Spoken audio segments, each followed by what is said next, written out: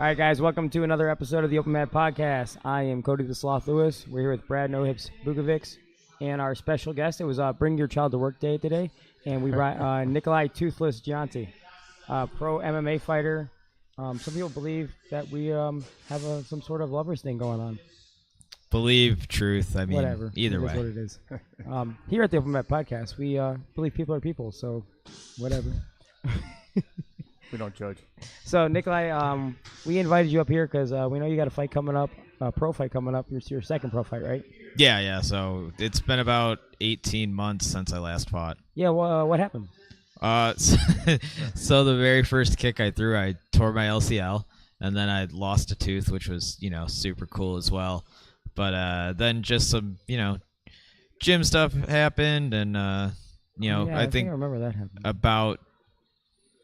I'd say the summer was when I finally got back to a steady training diet.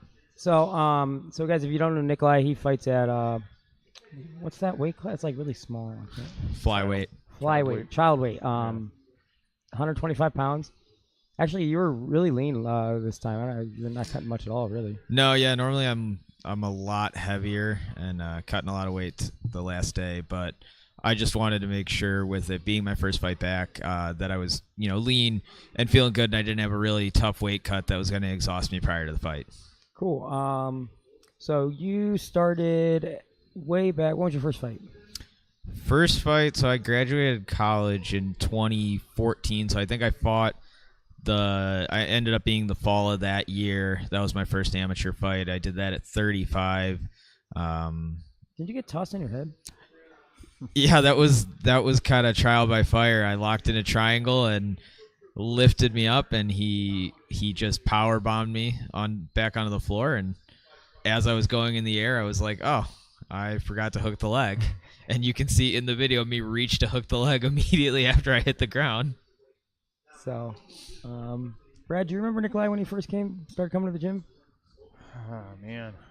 He was so small, it's hard to remember. Brad's like, I'm really old, and you're really small. Yeah, I don't pay no attention to the He's children. like, I don't even... I thought he was in the children's class. I don't know what you're talking about. I snuck in there. I'm like, man, why does this kid have facial hair? Barely. So, if you guys don't know, Nikolai started at Griffin Hall, where we all started together years ago. I started before all you guys. Want to say that? Yeah, that's true. Brad did. I only have one fight. Well, Brad, you're way older. Cool. Actually, yeah, that's funny. I'm old as shit. Brad's first fight was before I even started training at Griffin Hall, and I was at Griffin Hall in I think 20. When was your fight? 2008? I really don't remember. It's so fun. I'm so old that I don't remember. He doesn't even know the year of his one fight. What? You know what we can guarantee about that fight, though, is that Brad did not strike. I think we all know that. Dude, Dude, you see the video, you see like the worst striking in your life. But didn't you win by TKO from Mount? I did actually, yeah. Yeah. I have a TKO too. As far as they're concerned, that means they don't need to know the semantics of it. I mean, it was all strikes, I want to say, on the ground, but on the feet, it was terrible. I have 0 TKO wins. Couple arm bars, though. Yeah. Surprisingly. Is it all arm bars or is it really? Shut up. Cody's never won a decision. I've never won a decision. I've never won anything but my arm bar. Cody didn't. You look at him and you think he's gonna suck really bad. So like we were doing those drills for like overtime, and like you get him in a stack position with the arm bar, it doesn't work. You can't stack him. No, I think it's just because there's no like muscles or organs to compress. It just doesn't work. He's like a jellyfish. Seriously. Yeah. He's just like spineless. I just hang on. I just hold. I'm like a fat sloth. That's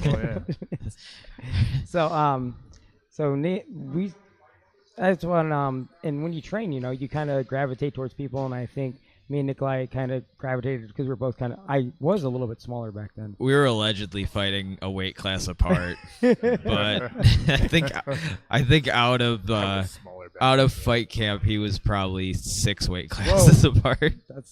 You don't ask about weight outside of fight camp. That's a personal question. It's nobody's fucking business. But no, so you guys, if you guys don't know, when you start training with somebody, you like to have partners you can trust. You like to have partners like, I know Nikolai can hold mitts for me well, and it was in the same thing. And actually, Nikolai's left-handed, so it was really hard for him to find people who could get used to holding mitts for him. So, and then you start working with somebody all the time, and then you develop your friendship, blah blah blah. And people think you're gay, and I'm sure that's traditional, normal thing. No, whatever. So Nikolai's probably my best friend, and we just, it's been we've kind of done our journey together. Now Nikolai made it to the pro ranks, which is pretty cool. You had your first pro fight 18 months ago. Yeah. Didn't go your way. Nah, I mean, again, it took a little bit of time to get through that, but a lot of it was headspace at that time. I think I was supposed to fight in January, then I was supposed to fight in March. And when I was supposed to fight in March, my opponent actually didn't even show up to weigh-ins, and that was a whole train wreck of a fight because it was supposed to be one weekend. We had a huge ice storm, and it ended up being pushed back to the next weekend. And then so I had to make weight. I got strep throat, so I was cutting weight on antibiotics that entire time. Nice. And then I just remember by the time May came around when I fought, they were like, "You ready to go?" I'm like, "I just want it to be over." And I think, and then it was they had a big change in card. You went from just being like a regular fight on there to the co-main event. I think I don't know, maybe you can talk about that. As your first pro fight, did it feel like you had a whole bunch of pressure being a little bit closer to home and having a whole bunch of support and then getting bumped up to the co-main event? Did that kind of affect your mindset going into the fight? I think there was a lot of things that affected my mindset in that fight. And a lot of my routine was thrown off. So, I think every event we've ever been in, when you enter the cage, they announce your name, your height, your weight, record, et cetera, et cetera. And I just remember as I was walking to the cage, I was a little too, I couldn't get in that headspace, and normally I can click it off. And then the minute I got in the cage, the ref was just, ready to go. And I'm like, he's like, "You ready?" I'm like, "Yeah." But in my head, I was like, "No, not in the slightest." And then so I threw a front teep, or a rear teep, and my knee popped, and I kept going. And I just remember I was having almost like an out of body experience. Like I was outside of my own head thinking, okay, you need to do this, you need to do that. And then I knew something was wrong with my knee, and I knew when he elbowed me that my tooth was, I just knew something had happened. And I was just aware of too much going on.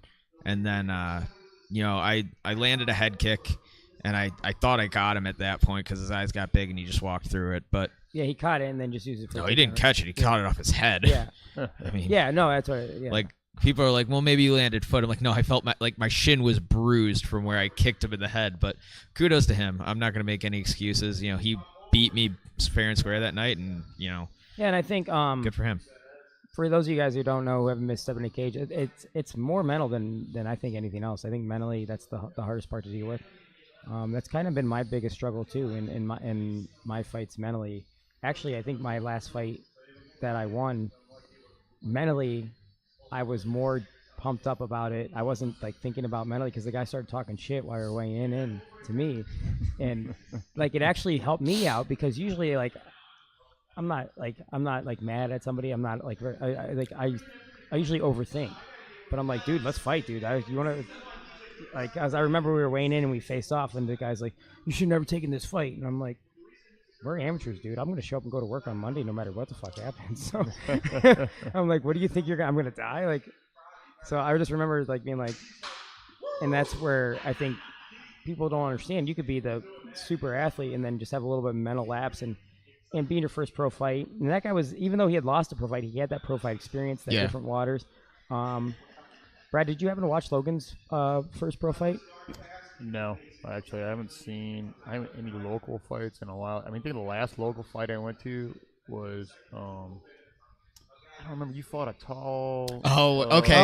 That was a really tall dude. You kept taking down. Rosa. I didn't only took him down once. I walked out there. It just seemed like you kept him on the ground. I did. I touched gloves and I was like, how is this guy making this weight? He's tall as shit. I remember he's like, you want to touch gloves?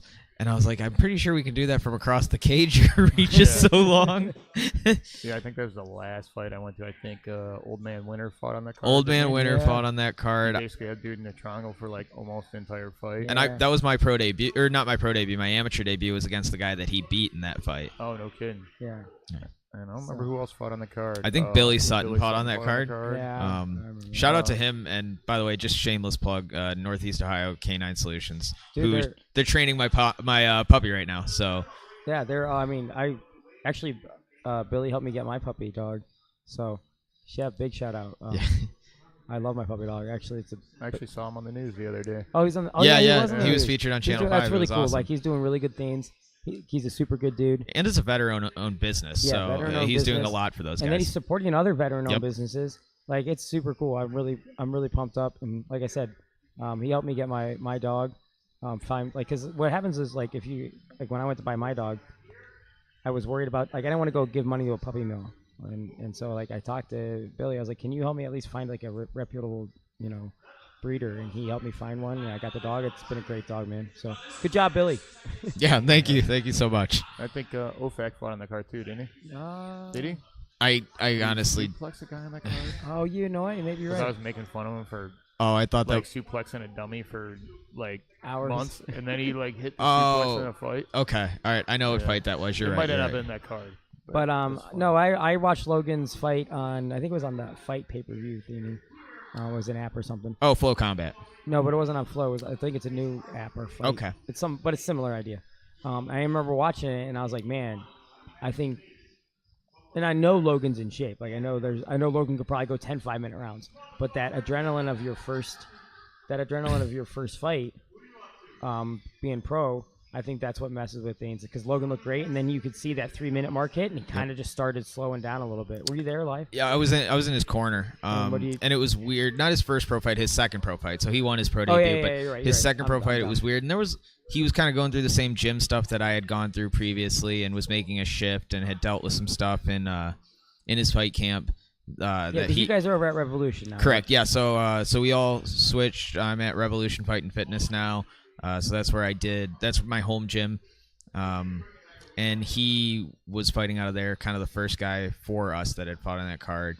And it was weird. You could see it just from an outsider's point of view. I was like, man, it just, you could see what he needed to do. And I think when you have that much pressure, you tend to open up a little bit more and try to put on a show. And he looked really good. I mean, yeah, he clipped him early, and then he just got a little and I loose. think it just hit like 3 minutes, and he started. You could say like that's the difference between a pro and amateur is that last 2 minutes, and that's kind of where the guy where Logan kind of faded a little bit.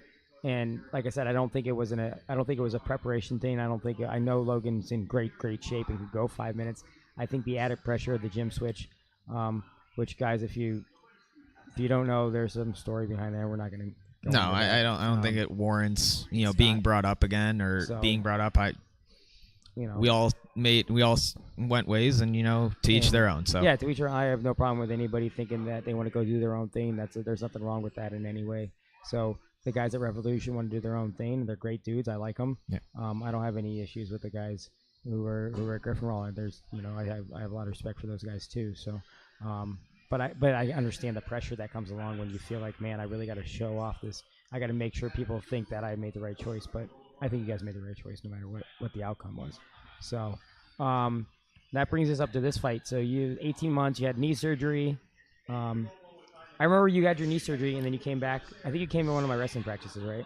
Yeah, so... and that was like the day you figured out... sorry, it wasn't a wrestling practice. It was an open mat. I don't want to get anybody in trouble. It was an actually open mat. It wasn't a wrestling practice, which is why you were allowed to do It was not wrestling practice. It was not an official wrestling practice. They willingly decided to come there. It was an open mat, completely different, and it was through the club, so not through the high school. So anyhow, but I remember you were going with a kid a pretty big kid, and he was pretty athletic, and he took a shot on you, and you're like, man, I'm really glad that happened because now I know my knee will hold up. Yeah, so I couldn't pivot for 3 or 4 months. Pivot. So I was getting the okay to kind of strike a little bit. I was getting the okay to throw front kicks. And then finally got the okay to throw rear kicks, and they kind of let you loose to say, all right, you're as healed as you're gonna get. And then the doctor used a term I didn't know was even a word in laxity. And I was like, I don't know what that means, but apparently it's looseness. But I wrestled, and kid grabbed a single, and I limp legged out, and he was like, "Hey, nothing, Nothing bad happened. nothing popped, nothing tore," and I was like, "Okay, I think we're okay." So Yeah, and I think I gave you the confidence to go forward. I think it's the hardest part. Was that the hardest part when you coming back? Is realizing, hey, I'm not gonna necessarily just touch it and re-injure it every time. yeah. Especially because like I didn't have a surgery where like I knew everything was gonna be like mine healed on its own. So it's really just waiting, trying to figure out when is it gonna heal on its own. That's good. Brad, do you have anything to add about old stuff breaking? Oh, dude. Brad Everything's broken doesn't have a on me. hip. Yeah. He has a hip. He got new stem cell Yeah. enforced hip. I would have Same hip. to anybody. Just Same new hip. part. Brand new stem It's a cells. little better. I wouldn't call it 100%, but it's way better. Dude, so okay, guys, if you didn't know, you haven't given up. Brad got stem cells on his hip. You're pro stem cell now, right? Oh, totally. Dude. Yeah. That's sweet. It works. I wouldn't say it's 100%. Like I said, I still have flexibility, range of motion issues, flexibility issues, but And that's it's not working gonna, about 20% better. and that's not maybe going to 30. change unless you get a hip replacement, right?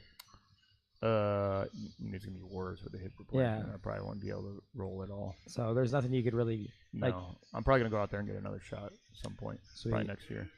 That's actually really cool. I was gonna say, Nikolai recently got his purple belt, right? Yeah, Oh, yeah, Tony. So Yeah. yeah. That was pretty sweet. a cool surprise to come back home to. Yeah. So, when did you start doing jujitsu? My junior year of college. There's a Helton Gracie school actually out in. Was it in the kids class too? Yes. There's a Helton Gracie school actually in Athens, Ohio. I went to Okay. OU for journalism, and so I went there and started training. Did a couple tournaments. Did okay in those white belt tournaments. Took a smoker and I was like, hey, I'm not doing half bad. So kind of saw where the fighting thing was, and that's where it took off. But yeah, I started. So that would have been 2013. So about 5 years. So when you were down in Athens, it was all gi, right? So like 5 days a week was gi, and then 1 day a week was no gi. So Thursdays were no gi day. And then you came up here and you did kind of a mix, right? Up when you were at Griffin Hall, you did a lot of no gi, and then you would hit up the occasional gi classes. Yeah, I would try to do gi a couple times a week and do no gi. So you do know what a gi is, right? I do. I own a few. Ooh. I've been working with Darren Branch of this camp in gi. That's actually really cool. That's cool. So friend of the Open Mat podcast, Darren Branch, helping out our little guy right here, Nikolai. So that's cool. So you've been seeing Darren twice a week? Yeah, this camp's been awesome. So first off, I've been at Revolution. That's where I started. Or that's my home gym basically. And about 5 weeks out from this fight, I went out to Classic Fight Team. So where's that at? That's in Santa Ana, Fountains Valley technically. But shout out to Tyler Wombles. He's the owner there. He, Santa Ana is like another state. yeah, it's in California. In case people don't California. know. He let me come in and worked with me, treated me like one of their own. So I was doing my striking with him, and for my jiu-jitsu, they have a jiu-jitsu black belt, Joe Murphy, under Kleber Torres, and he was there. So we were both peaking for a fight at the same time. He just fought on LFA on Friday, and I went to Jiva Santana's as well, and then I went to Corey Beasley's for my strength and conditioning. So I got a good mix. I was there for 3 weeks, so I did weeks 5, 4, and 3 there, and really just a lot of it was working with smaller guys, working with different people, and really being able to dedicate myself full time. I was doing 4 classes a day there, so I would do gi in the morning, then followed by a striking class, and then I would do no gi at night, or wrestling or wall work or whatever, followed by another striking class. And again, some people, are a little less enthusiastic about cross training, so it means a ton that Revolution was so open to me to going out there and doing part of my camp there and getting my training out there, and then even being able to train with Darren out here.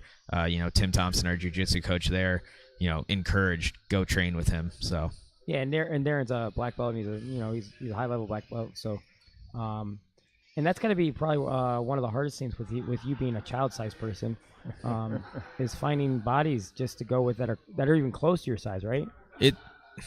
Yeah, I mean, to an extent, I think I probably face the same problem that heavyweights do. Mm-hmm. That even when you get to a guy that fights at 45, I mean, that weight difference, especially out of camp, starts becoming a big thing. I mean, they could walk around 65, 70, and I might not tip the scales over 140. So Yeah, and that's like it's just that's something you just have to deal with. Previously, you went to Alpha Male, right? yeah, so I went to Alpha Male before. I went to Jackson's before, and got some training there. And Tyler works with a lot of the Alpha Male guys. He's worked with Andre Feely, who I think you've seen his striking improve a lot in the last few fights. He's working with Garbrandt a little bit. I know he's worked with Uriah. So it was cool to have him, and it was the perfect size gym where, some gyms like a Jackson Wink, you get lost in the shuffle, or you can't work with, a Winklejohn or a Brandon Gibson unless you're in the, Bellator or the UFC or one of those high-level promotions. I was able to work with him, and I was able to get attention, and he treated me, I was getting into... He was doing fight simulation with me. He was making sure he was watching my MMA sparring rounds. So it was just really, really beneficial.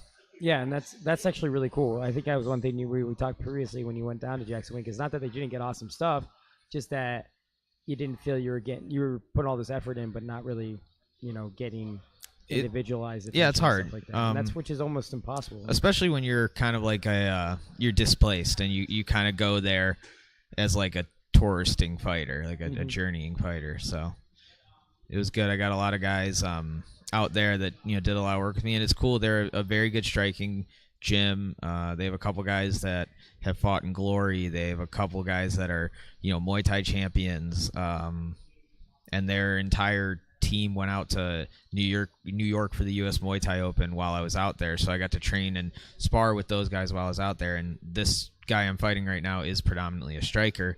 I'm not taking any away from his ground game, but I know he's going to want to strike, and he's going to look to strike with me. So to give me the confidence that I can, spar with those guys and not get lit up by those guys, it was good. And I think I think a lot of your camp is routine based. It's based by you have it broken down. It's really schedulized, right? Correct. Everything you want, you have week by week, day by day, what you want, when you want it, how you want it, and I just think that's pretty cool. How I guess talk about that a little bit. Yeah, I think younger fighters do this a lot, where they need to feel like they've worked every single day. If they're not sore and they're not beat up and they're not sweaty and they don't feel like, man, I was in some fights today, they don't feel like they've worked. And just kind of as I've gone along in this, I've understood that I need to make sure everything's regimented. Yeah, there's days where I'm gonna go hard. We're gonna go hard because you need those days to know that you can do it. But there's other days where you kind of need to chill and recover, and that's just as important as the training, as the recovering. So there are days where I'm just drilling. There are days where I'm but there's days where I'm grinding, where I'm wrestling, where I'm gonna be sore. I'm gonna be beat up the next day. Yeah, I think when I was training, I think that was I think a lot of times actually I would overtrain for fights, and I would peak at the wrong time, and I think that would be just something that I wasn't good mentally at it. Like if I felt like if I wasn't dead, I'm like, maybe I didn't try hard. I feel like that every single day. Like I'm gonna die. But that's because you're old and you're probably. That's what I'm thinking. Aren't you gonna die like tomorrow? Yeah, pretty much. Like every Friday, I just kind of like limp into. Dude, Friday, I feel like shit. Oh man, especially like now that wrestling season's like it kind of sucks because wrestling started for me, and I'm so busy coaching, and like I've been taking on more and more role of actually coaching at my high school kids because I'm gonna be taking over the head job. Like basically I'm the head coach, but not in title like the other guy. He's an older guy, and he can have the head coach job as long as he wants, but he really can't do much coaching anymore. So like now I used to go there and just work out. So like Monday through Friday, I would just go out there and work. I would just whatever those kids I do, I would drill just as hard as they're drilling, and I'd try and like talk junk and be like, man, you're letting a fat old man outwork you, and that's how I would kind of coach, is just try to lead by example. But now that I actually am trying to, like, I have to go around and like make sure this kid's drilling and yell at these kids for screwing around and crap like that. So it kind of takes away. But when we were like in the summer, man, we were going 6 days a week. Yeah. Friday, like everybody looked at us like, Cody, why are you guys moving so slow? You get a fresh like Josh Bell, moving like he's in a video game. You're like, what the hell? You're like, Josh is like, what's wrong? I was like, you're moving too much. Just stop. That's why I like guys that are doing those, you're working out 4 times a day. I think I would die. I don't think my body would hold up. Yeah, I mean, a lot of it's just kind of, I'll hit strength and conditioning. And I think that's something that you do that a lot of people are ignoring, and they don't like. And that's my biggest weakness. 100% is I don't do enough strength and conditioning. I just don't. And luckily, you've committed yourself to being a full-time fighter, and that's what you do, right? Yeah, I mean, I'm a personal trainer as well, so that helps. But yeah, if you need personal training, hit me up. Find me on Instagram, Nikolai Gionti. I'm always accepting clients. But yeah, conditioning, especially at my weight, we have to go for 15 minutes. So that's got to be essential. So part of it's finding, if you write your own workout, at least in my opinion, I think there's things that you're going to leave off because you don't enjoy doing them. So being able to work with a guy like Corey Beasley, who works with those high-end fighters, Cheeto Vera, who just won by knockout, Alex Perez, Ian McCall, especially those little guys. So you find a little guy trainer to help you write your own workout? Exactly. Yeah, Andy runs the Fight Camp Conditioning blog, so okay. He knows a thing or two about Fight Camp Conditioning. So that's sweet. And then, so your fight is what, Wednesday? Yeah. So November 21st, day before Thanksgiving, up in Erie at the Bayfront Convention Center. I'm fighting at 125. Fighting at 25, you're fighting Marquise Johnson? Yeah. So you fought him. You're familiar with him. That dude hit me in the face with his knee. I was supposed to. He was supposed to be my amateur debut, and then he didn't get cleared, or he didn't. I don't know. His coach had no idea about something. That was when we were all supposed to fight in Menor. Oh, I remember that card. That's and then after my last amateur fight, he wanted to fight me, I know, and was seeing when we were gonna fight and when I was gonna come up to his weight class. And I said, why don't you come down? And he's had a couple pro fights, and now he's decided to drop down to 125. So they offered him the fight. He said yes, and he said yes before I even knew his name. So Good. That's good. Yeah, he did kick me in the face in an amateur fight. It wasn't a body shot. I don't give a shit what the ref thinks. He shared that video. Did he share it? It's on his Instagram, and it was definitely a head kick. I mean, definitely. But that's messed up. Even the matchmaker asked if that was a head kick, didn't he? No, he's like, hey, dude, that was totally a knee to the face. I was like, really? That's what I thought too. Isn't that illegal? And he's like, yeah, I don't know what happened there. I was like, oh, that's cool. And I still think I still think it was stopped too early. I think I was stepping up to take out the leg. It's an amateur fight. But they're pretty safe in amateurs, so Nikolai's going to get some revenge for me. He's going to, do what he's got to do. Yeah. So this is what I think we should talk about next is how do you could probably have a lot of help in your life being able to do this, right? Oh, yeah.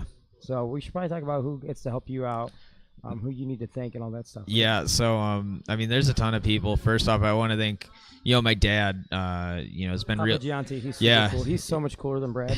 He's been super supportive not very hard to be cool about this whole fighting thing. I mean, I have student loans. I have all this, and, he's kind of let me follow this path, been real supportive with this path. And I mean, he's at every fight. He shows up to the gym sometimes just to watch. So to have him do that has been huge.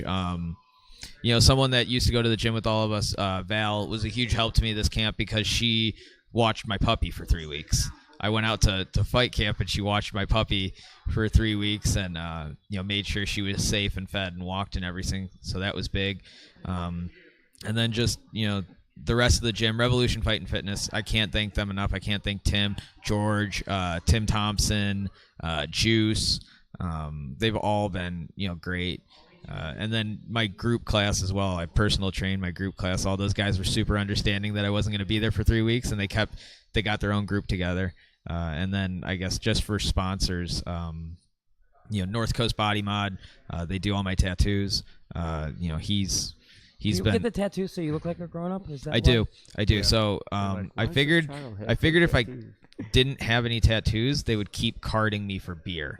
So I went and I was like, let me get tattoos. And then maybe people will believe that I'm an adult. And now these SoundCloud rappers at 13 are getting face tattoos, and now it doesn't even work anymore. Well, So now they see you without a tooth, and they see all the tattoos, and they're just like, they just think you and I are from the same town. But that was good. But yeah, North Coast Body Mod, Brian McCrone, check him out.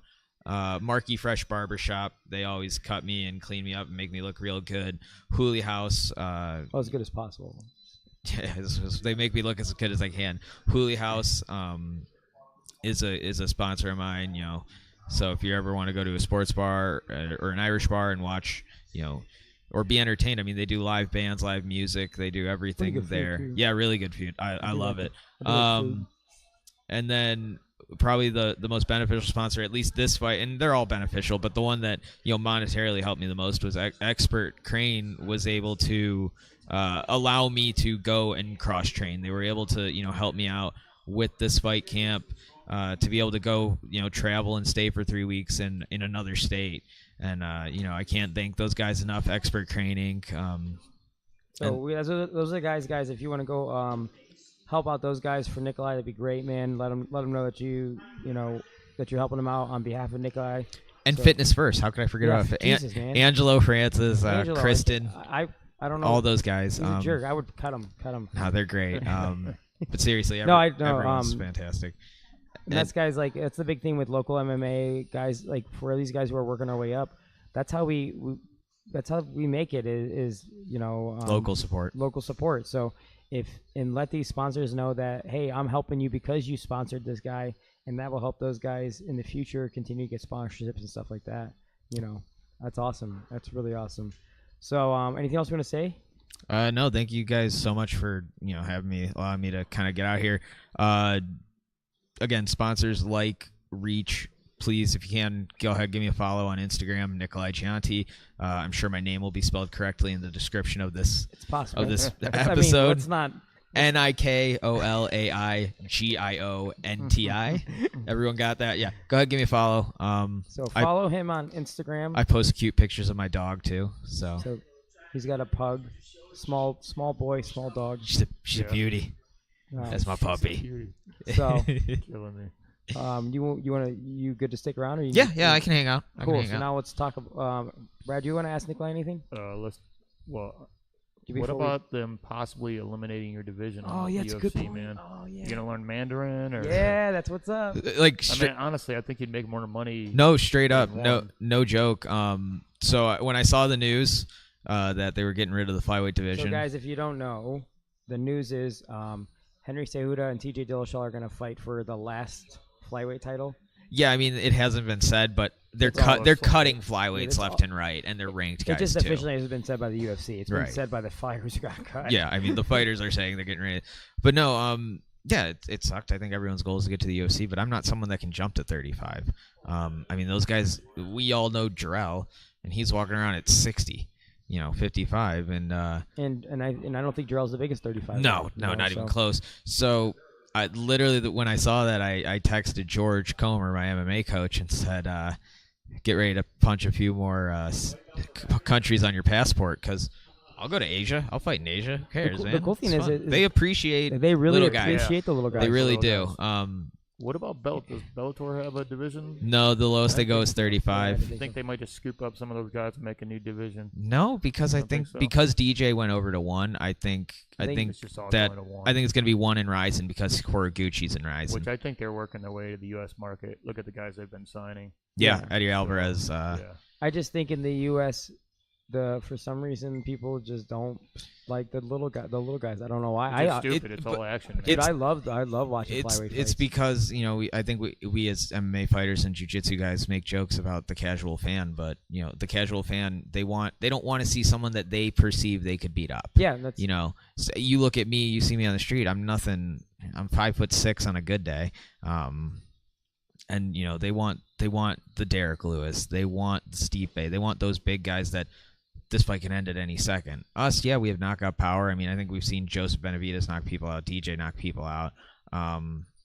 Lineker was starching people, but he was a 35er and 25. So, but that you don't get to see that as much. And if you don't understand the sport, you might not understand as much what's going on with the scrambles and the jiu-jitsu and the different striking aspects that we have. Everybody understands that suplex to armbar, though. Yeah, That's pretty sick, right? And that's why I mean, that's a highlight reel of all highlight it blows reels. my mind that people don't appreciate the little low weight classes.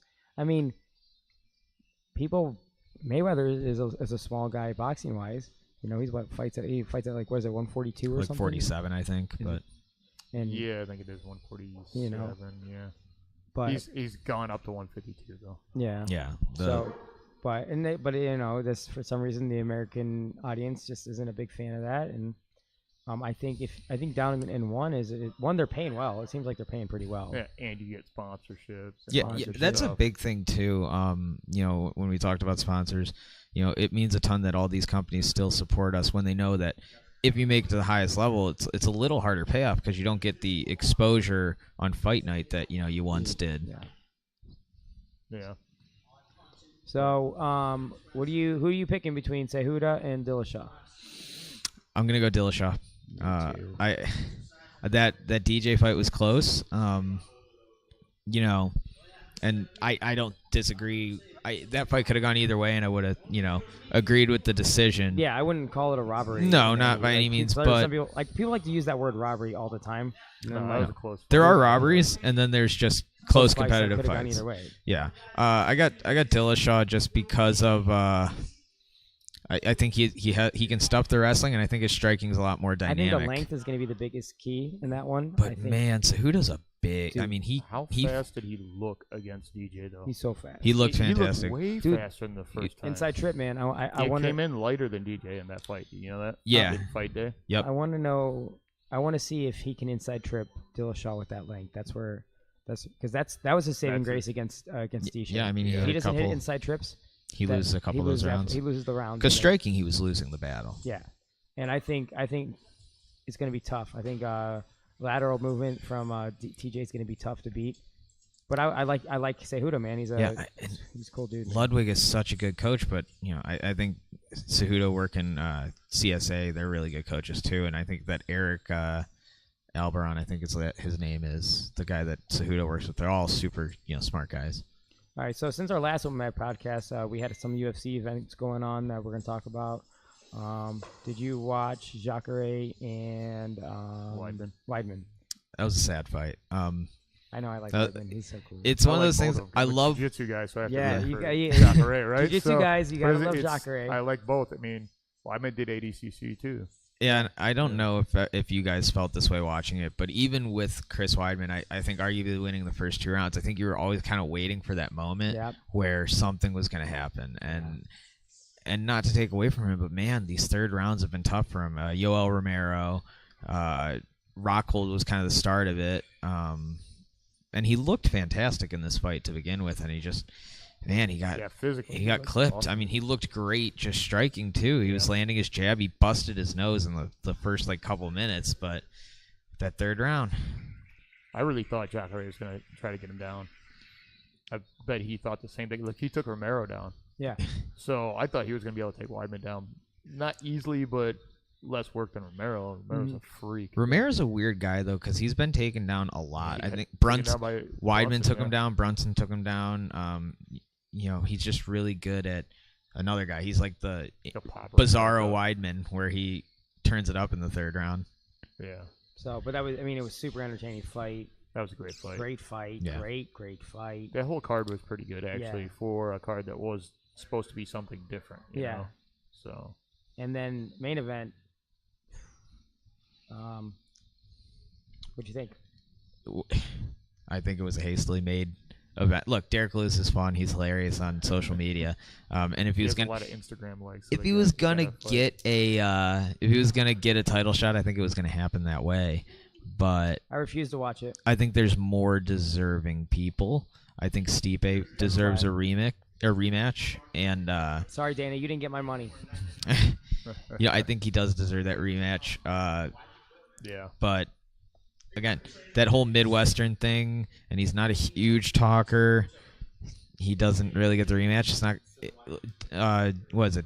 WME or yeah, WME owns it now. And you yeah, can tell that they're big on money. Yeah, but it's you all know money what? Fights and That's Instagram likes and money fights. That's what it first is. of all, Derek Lewis is hilarious on Instagram. No, so he is. He has the best Instagram. the balls are hot. We should- Balls are hot. Probably the funniest thing I've ever heard. Oh no, he's got some other stuff that's pretty good. No, too. he's great, man. But still, like I said before, I wasn't gonna buy the fight. I refused to buy the fight just because we know Stipe personally. You know, Stipe is good dude. He did everything. Like he deserved. Now people want to say, oh well, he got knocked out, so that just means he doesn't deserve a rematch. One, they're heavyweights. Most of the people you get touched once, there's a good chance you're going down. Yeah, I mean, and And I think Garbrandt got a rematch after getting knocked out. Yeah. Joanna got a rematch after getting knocked out, and they both. I mean, and I think that eye poke. I think Stipe should have taken more time off that eye poke. And I just think that just affected it just. I think what screwed him in that fight is I thought DC was looking sad for the first two exchanges. He looked so slow, and out of the minute he clinched and he got the better of it, he decided he could clinch, he could punch in and then clinch and get out, but he couldn't. That's when he started losing. You know, I think DC kind of let him get that underhook high and let him almost take him down. well, I know they had watched footage of him, and they said they had saw him drop his left hand out of the clinch when he exited the clinch. So it was one of those things that they picked up on. Yeah. So But kudos to him. If CB didn't clinch, it'd be a whole different Yeah, fight. He was and- just hitting and getting out. And like I said, like right now, like how is there not a better number one contender than Stipe? How does anybody else have a better argument than Stipe right now? No, there isn't. There isn't. So just if you want to say you want to be a legitimate sport, say hey, then you should be doing that Stipe fight. If you want to say I'm WWE Entertainment, then say that, and then then you can't call yourself a sport and then do that. But whatever.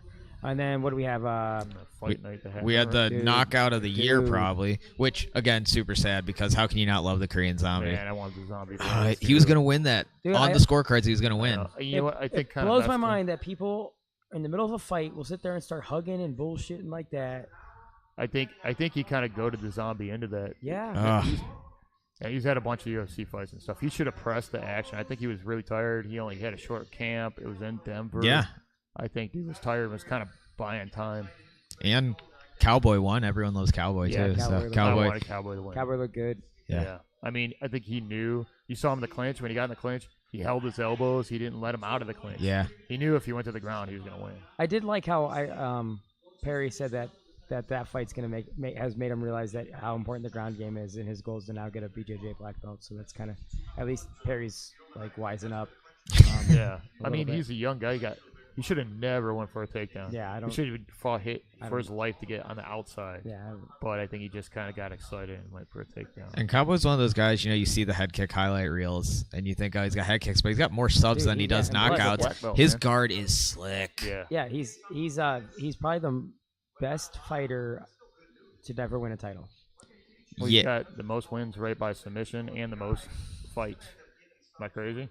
I think Didn't so. he just make 2 records Yeah, I think so. in his hometown? Yeah, he got most victories in the UFC and then most finishes in the UFC. And then I think he is tied with Nate and Joe Lozon for No subs.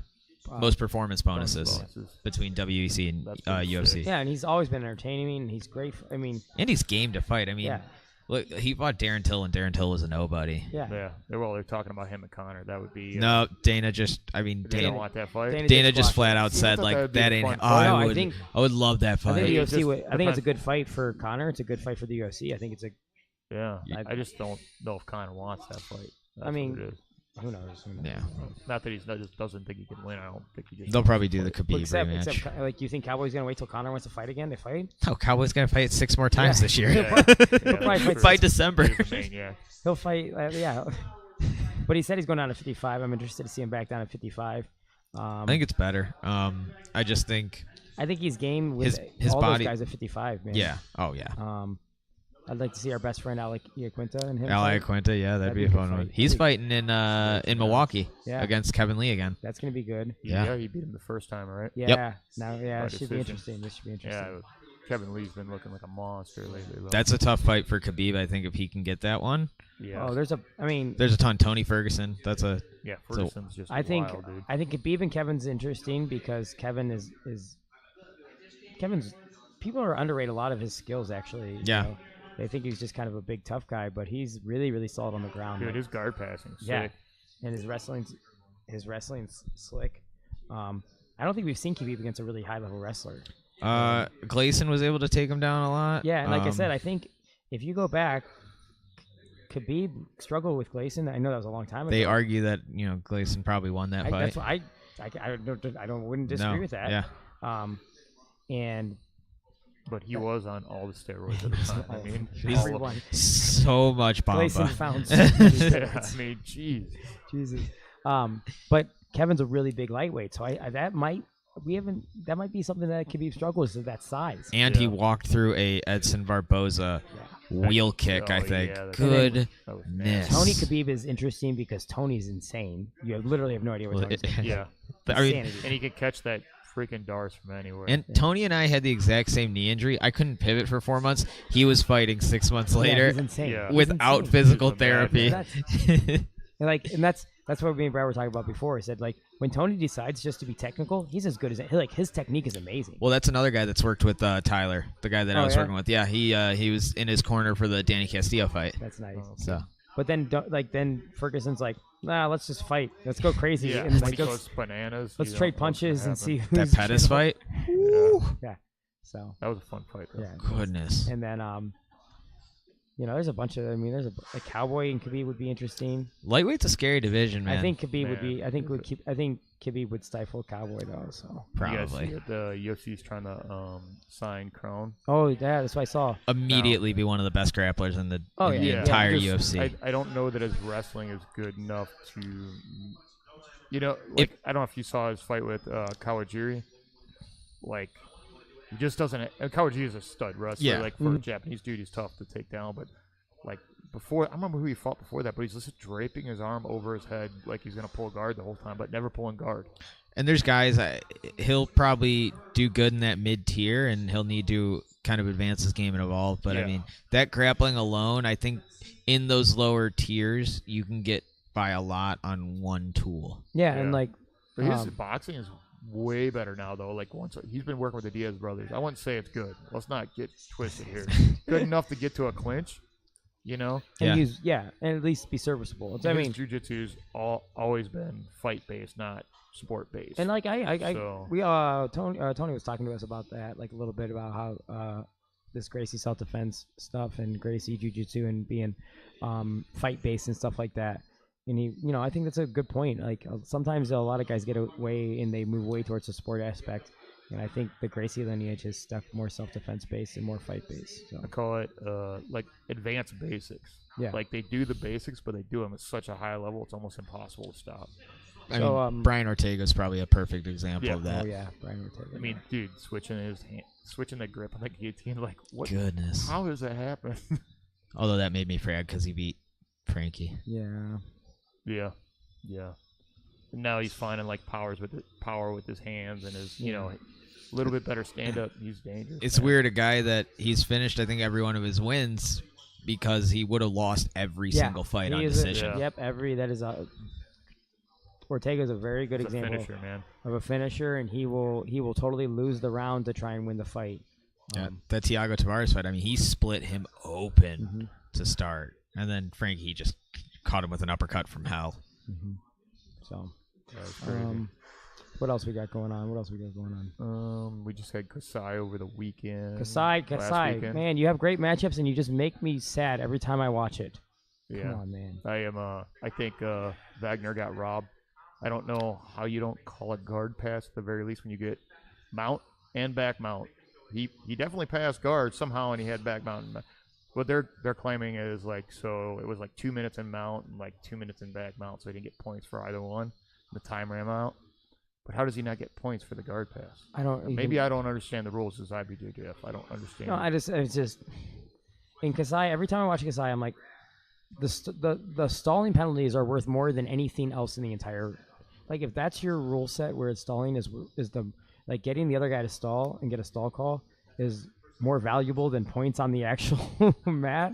Yeah. Like because If they're trying to get other people to watch other than like super jiu-jitsu nerds. They're never gonna sell that. Yeah, they can't. Dude, the card stack, it's awesome. Great they're names. Never going to sell it like that because people don't understand. Oh, is that 2 points or wasn't that 2 points? I don't understand. You know. And then they're gonna be, and we know a little bit of jiu-jitsu. Yeah. Like we've been on the mat once or twice, and we still are like, dude, why isn't that points? Yeah. Exactly. I don't know. So, because I'm going to keep on watching because you got sweet names and stuff, but every time I'm going to keep on getting pissed off, I think. Yeah, I think that's all I have to say about the side, man. Yeah, but you're like in a constant high-strung state. Like everything is 0 to 60. No, with you. I think you're 100% right. He has calmed down a little bit when he gets tapped out, though. I'm calm, cool, he kind of and shrugs his collected. shoulders and slouches a little bit I was instead of just- throwing his mouthpiece and walking around. Does he still toss his mouthpiece on the gross-ass I mat? don't No, toss. I haven't seen him do that. Oh, thank but God. he will walk away with that little bouncy step shit when he gets pissed. And he'll come back and he'll slap your hands real hard and he'll be ready to go. That doesn't sound like something I would do. That's exactly what he does. He's all bouncing. He has like this bouncy step. He's like, It's like when you're sparring him and you hit him in the head. He's like, yeah. let's go. And you're like, Just pisses him off. then everything crowds over and it starts overhand Yeah, bombs a it's lot. all overhands from there. I've thrown an overhand right once or twice, so that part's true. Okay. Yeah, like once or twice in a row. The vortex.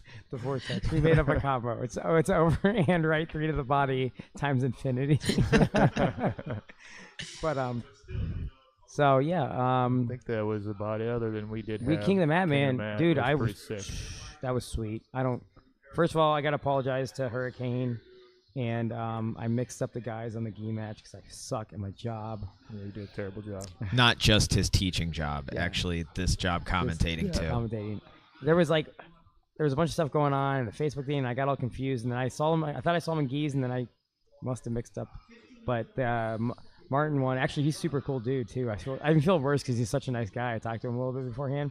He's from Switzerland. He runs Aldi's and stuff like that. He's like a district manager for Aldi's, and he's over here. And so I gotta reach out to Lawrence and say, hey man, I suck, my bad.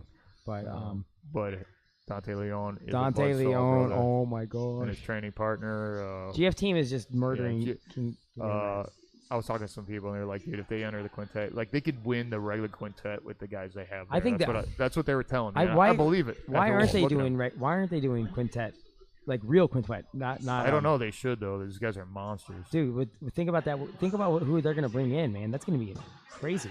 Yeah, I mean Dante looked way sharper this time. I think Dante than looked the first one. way better. You know what it is? I don't know. I know they're kind of in season to get to. I don't know. They're doing Worlds or in whatever's December. going on. No Yeah, gi okay. Worlds in December. So they're getting ready for Worlds, so they're really sharp. Yeah, and I think Dante was a little bit bigger last time we saw him Yeah. because he was coming off that Craig Jones fight where he probably tried to bulk up to match. Yeah. And then you could see Yeah, he was a little bit probably right. leaner, and he looked way quicker. Dude, he was fast. Dude, he was levels above everybody. I think, and to kind of touch just on him being leaner now, I think that's kind of something I fought at 35 and 25. Yeah, I don't have to cut to 25 when I fight at 35, but there's something about walking around a little lighter and fighting at your usual weight that you train at that kind of makes you, like, you're used to fighting at a specific weight. So he's probably used to fighting at that leaner weight, and he thought, I need to get bigger, I need to get stronger for this Craig Jones fight. And you might have more energy, but it's also kind of weird because you're not used to carrying that extra weight, and that takes a little bit of a toll on. I know it's at least taking a little bit of a toll on me in fights. I think those dudes are just bigger structures too. Like Dante's he's good He's sized dude. thicker than a He's- Snickers. Oh, yeah, he's thick. jacked, man. Ugh. But like you're talking about, like Craig Jones is way taller and just all freaking muscle. Yeah, man. Craig Jones is just as thick, but just taller and Yeah, longer and everything. Yeah, but Dante is a damn buzzsaw, dude. So, just to recap, we had Mauricio Oliveira win the whole thing. That finals match was really a play match. Yeah. It wasn't real. So I'm going to rewatch it a couple times because I think they were giving away a little. If you watch that, because Some of the stuff they do. there's some Yeah. sneaky stuff in there technique wise. I wouldn't watch the finals match as like an entertainment thing. I would watch it as like an instructional almost. And if you watch that, you might be able to steal some stuff from there. That's what I'm going to do a couple different times. And him and Dante were in the finals. I'm glad they at least put something out there. I mentioned beforehand. I thought they wouldn't even do anything. I thought they'd close the bracket out. So that's what they usually do when they go to IBJJF stuff. right? Yeah. They don't Yeah. even. Hopefully, we had some wars in there too. Though. yeah. I mean, I think I did when you fought on the King of the Mat. I did the commentary for that. Man, it's just fun, and it goes by. I think we've all been in grappling tournaments where it drags on. It's like for six, 7 hours, and you're like, dude, F this. Like, Dude, let we me were get out done of in here. 2.5 hours. Yeah. Yeah, and it's something you're gonna watch. Like if you go watch the video, which you should, if you're any fan of grappling, even if you're not, maybe you will be afterwards because it's fun to watch. It's not very like, fan friendly. Did he get 2 points? There's no points, I don't know what's going on. and guys are moving around. Guys are attacking. Even we had 2 matches go to overtime. They were nonstop action up until the overtime, so that was kind of cool. Yeah. Logan Stout, Wyatt Robinson was our first match. Logan looked really good. Yeah. He looked good throughout the day. He's a giant. Even when he lost, He threw me down once. I should send him a thank you card. But he surprised me on bottom. Logan did, right? His bottom game was way more impressive. And I think you called a bunch of his entries off that single. Yeah, I knew what he was doing because So. he tried to do it to me. Leon Jackson looked pretty good. He only weighed 225. I thought he was bigger than I thought he looked bigger than He's a that. solid 225. But he's solid. He was really good. Thomason looked good against Areola. Yeah. Kyle Thomason was Gracie Gaha. I really like Areola. He's cool. And yeah, dude. I like Areola. He was him and Matt Schaefer, the 2 lightest dudes in the tournament. Yeah. These guys And- got cojones stepping up, man. Stepping up. Dante went against this basic dude, and this first match just ran through him like it was nothing. That guy's no joke either. So. Yeah, that guy's. I think one other site had him actually beating Dante. Really? Yeah. So wow, and it wasn't even. It wasn't even. It wasn't even. Nobody even held a candle. I don't think That Dante dude even. was I don't think on- Dante even started breathing hard. No.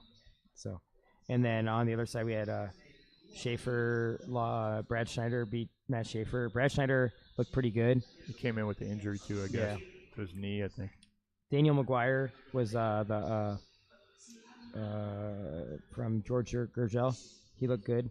He won his first match. Then he won actually. He beat Brad Schneider. Yeah.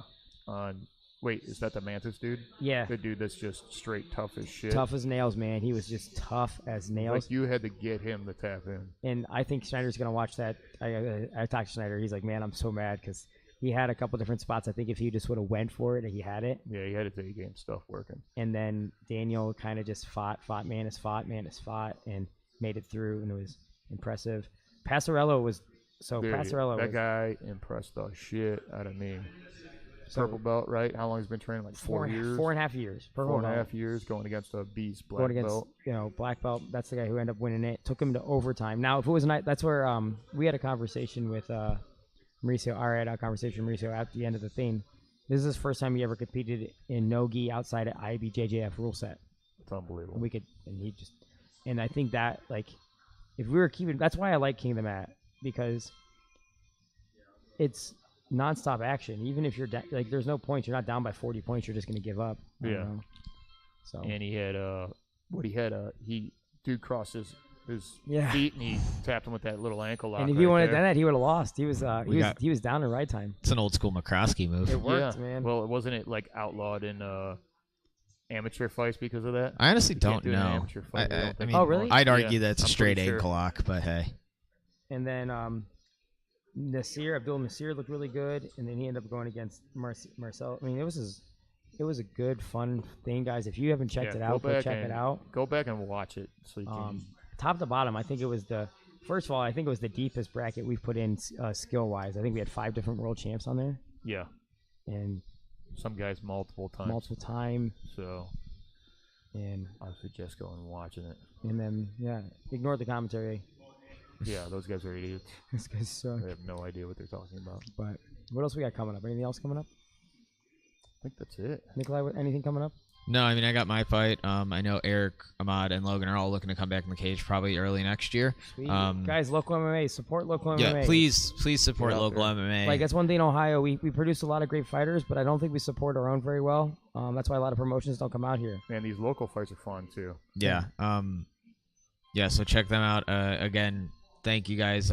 Thanks Revolution for giving me a home. Thanks all my sponsors, Expert, Crane Fitness First, Brian McCrone, Square City Tattoo, Marky Fresh Barber Shop, and IWI. All those guys. What's IWI? It's a manufacturing company that does business with my dad. So Oh, cool. yeah, they support. But thank you guys, all those guys, all my coaches, Tim, George, Tim Thompson, Juice, Tyler Wombles for having me out there, and at Classic, Joe Murphy for working with me the whole time. Yeah, so I fight Wednesday. I feel amazing. This is the best camp I've ever had, and Sweet, I'm pumped. yeah, I'll be there. Cody will be in my corner. I'll be there. Sweet. Maybe show up. It's in Erie. Yep. That's all I got. Brad, you got anything? That's it. All right, guys. Thanks for tuning in. Nikolai, thanks for coming, man. No, Appreciate thank you it. so much. It means a ton to have this platform. Sweet.